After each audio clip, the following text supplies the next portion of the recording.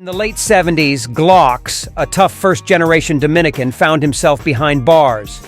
It was 1979, and he was serving a 5-year sentence in Rikers Island for avenging his friend who was fatally stabbed. Back then, the justice system was different. Murder could land you 5 to 7 years, and getting caught with a weapon might only mean 6 months in jail. Simple assaults, like slashing someone's face, just led to solitary confinement. A stark contrast to today's severe repercussions for similar crimes. Glocks passed his days listening to stories from fellow inmates.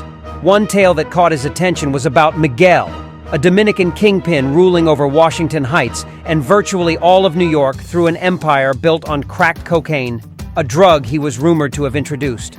Miguel was wealthy, controlling over 70 apartments across the city where drugs were packed and money was counted.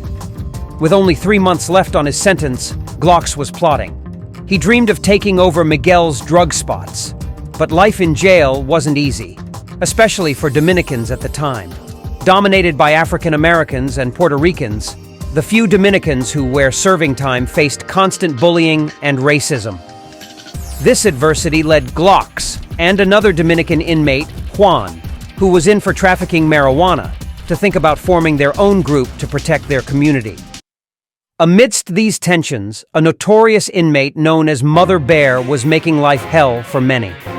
Known for his brutal strength and predatory behavior, Mother Bear's reign of terror and constantly raping inmates led to a violent uprising from the inmates, which resulted in a brutal beating that ironically changed his perspective on his own sexuality. Fast forward, and the once feared predator Mother Bear got turned out because he enjoyed when the other inmates brutally beat him up and fucked him in his ass. So in order to attract other inmates who were serving long sentences, Mother Bear started sagging his pants and showing his boxers in order to arouse other inmates.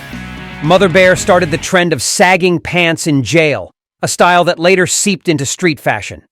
This unintentional trendsetter made an impression on Glocks, who saw it as a symbol of reclaiming identity and power, even in such grim circumstances.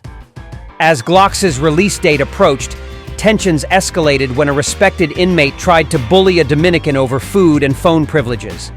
In a decisive move, Glocks and Juan defended their rights, resulting in a stabbing that no one dared to report. This act earned the Dominicans newfound respect among the inmates.